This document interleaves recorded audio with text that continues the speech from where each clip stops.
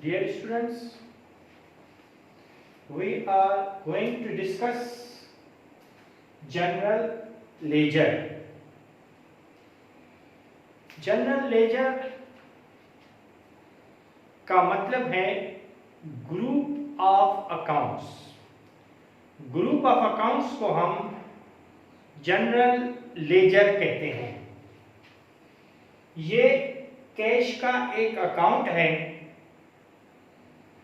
ये कैपिटल का individual account है, ये बैंक का इंडिविजुअल अकाउंट है और ये सारे के सारे इंडिविजुअल अकाउंट्स हैं।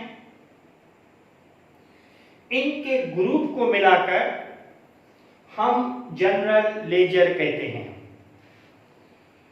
General ledger second book of accounts है। General ledger second book of accounts है। पहली बुक जो है प्राइमरी एंट्री की, वो जनरल जर्नल है। जनरल लेजर में हम पोस्टिंग करते हैं और जनरल जर्नल में हम रिकॉर्डिंग करते हैं।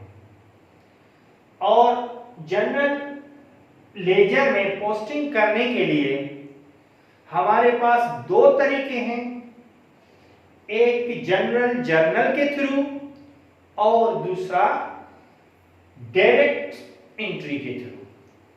आज हम जनरल जर्नल के थ्रू कर रहे हैं कि किस तरह से इसमें पोस्टिंग होती है। अब देखें, सबसे पहले कैश डेबिट हो रहा है और हम फौरन कैश की डेबिट साइड पर जाएंगे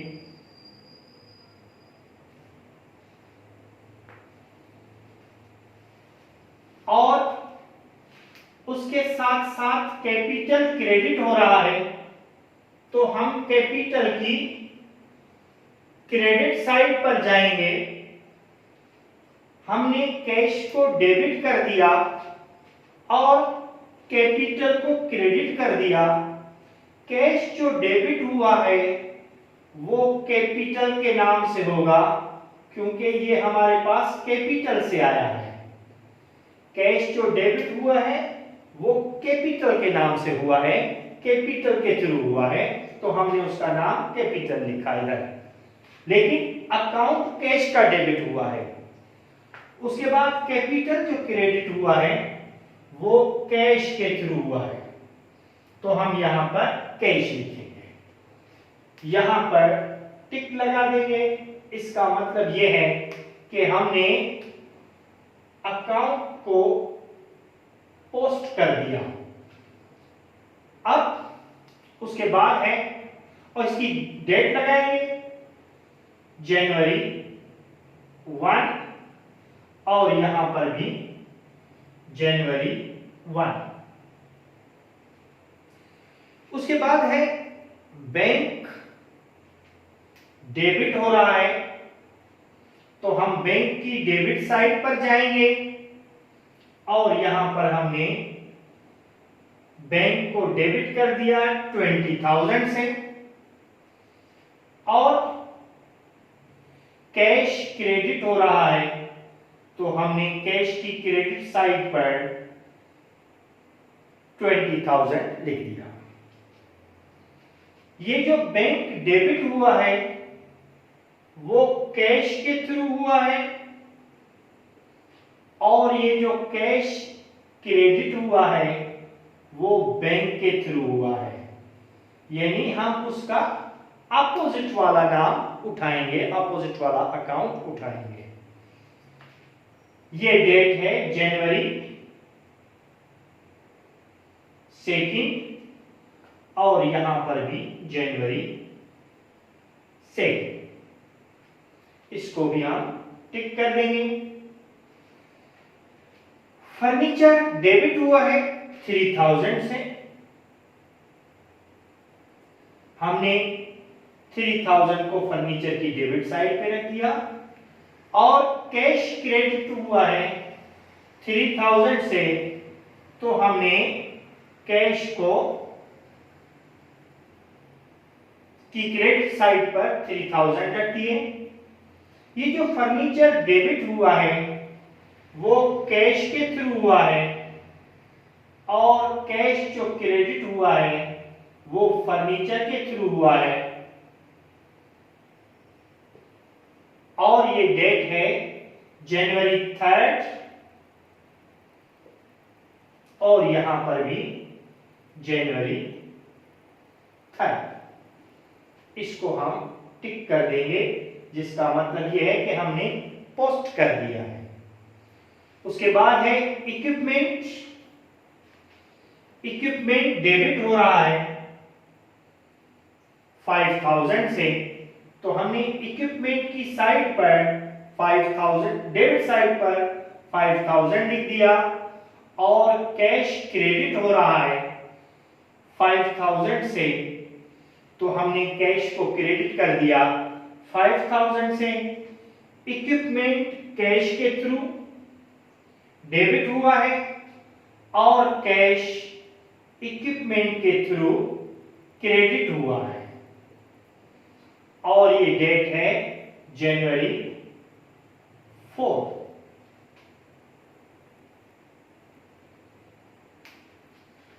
उसके बाद है मशीनरी। मशीनरी डेबिट हुई है 8000 से, और कैश क्रेडिट हुआ है 8000 से। मशीनरी कैश के थ्रू हुई है, और कैश मशीनरी के थ्रू क्रेडिट हुआ है, और ये डेट है जनवरी 5, और ये भी जनवरी 5। ऑफिस सप्लाईज डेबिट हुई हैं 2000 से,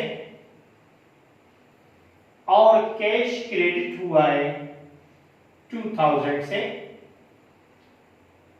कैश और ऑफिस सप्लाईज डेबिट हुई हैं कैश के नाम से, और कैश क्रेडिट हुआ है ऑफिस सप्लाईज के नाम से, और ये डेट है जनवरी 6।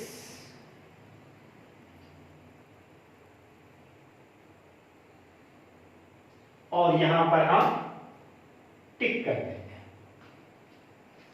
अब जो दूसरा मरहला इसका आता है वो है क्लोजिंग का। जनरल लेजर की जो क्लोजिंग होती है उसमें हम सबसे पहले अकाउंट की दोनों साइड्स को बराबर करते हैं, और बराबर करने के लिए हमें बैलेंस चाहिए, और उस बैलेंस को हम कहते हैं बैलेंस कैरिड फॉरवर्ड, और जिसका शॉर्ट फॉर्म है बैलेंस CF, मजीद शॉर्ट फॉर्म है CF। इसमें हम कैश की साइड का बैलेंस, डेबिट साइड का बैलेंस 50,000 है, डेबिट साइड का टोटल 50,000 है, और क्रेडिट साइड 38,000, 20,000, 23,000, 28,000, 28,000, और ये 10,000, 38,000। अब दोनों का डिफरेंस निकालेंगे तो हमें मिलेगा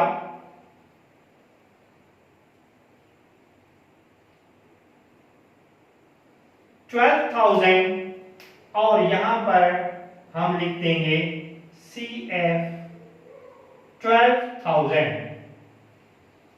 अब दोनों साइडें आमने सामने 50,000 से बराबर हो गई, ये साइड भी 50,000 से बराबर हो गई।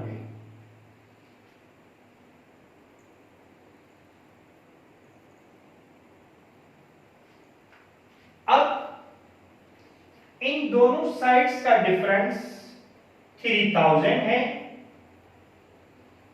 और हमने CF लिख दिया 3000। दोनों साइड्स को आमने सामने 3000 से क्लोज कर दिया। दोनों साइड्स का डिफरेंस 8000 है और हमने इसको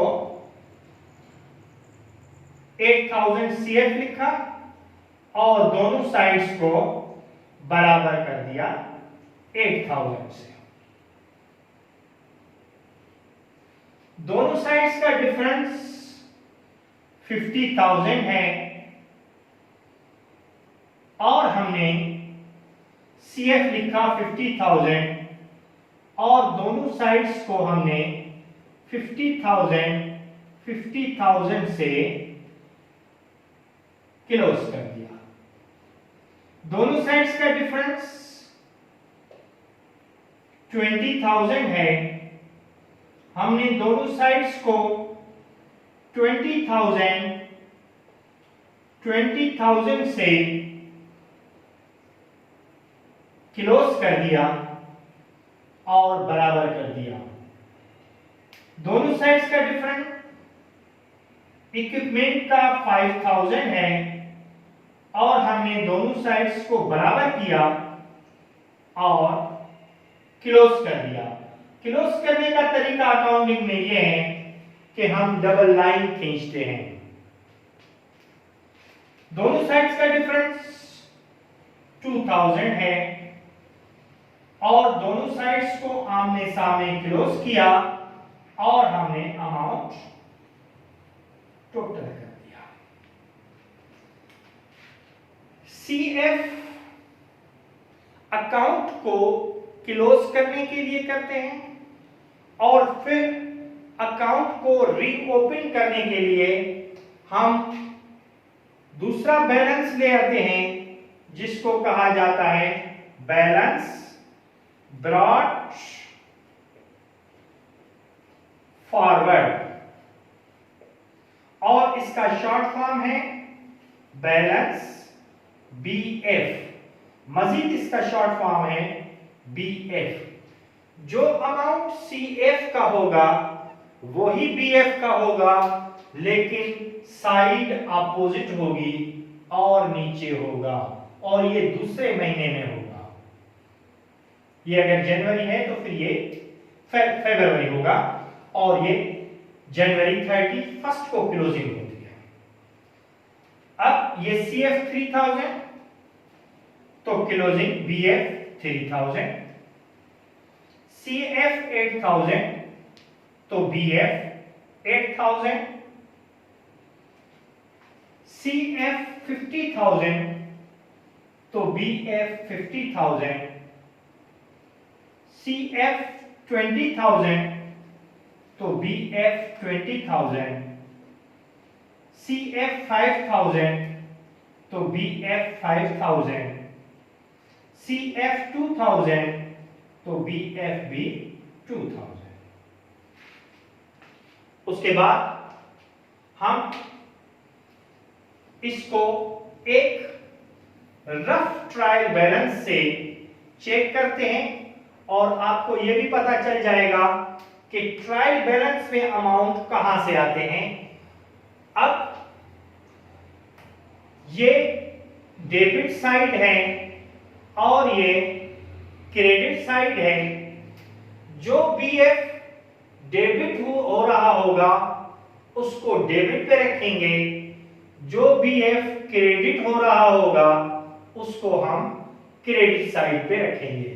कैश का BF डेबिट पे हो रहा है, फर्नीचर का BF डेबिट पे हो रहा है,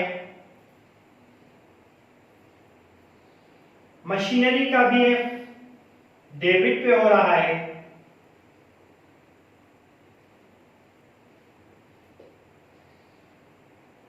कैपिटल का बीएफ क्रेडिट पे हो रहा है, बैंक का बीएफ डेबिट पे हो रहा है, इक्विपमेंट का बीएफ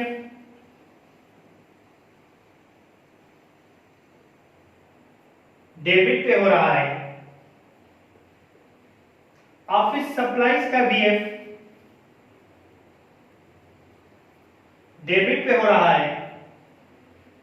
अब दोनों साइडों को हम क्लोज करेंगे तो दोनों साइड्स पर 50,000 का बैलेंस आ जाएगा। 12 और 3 15, 23,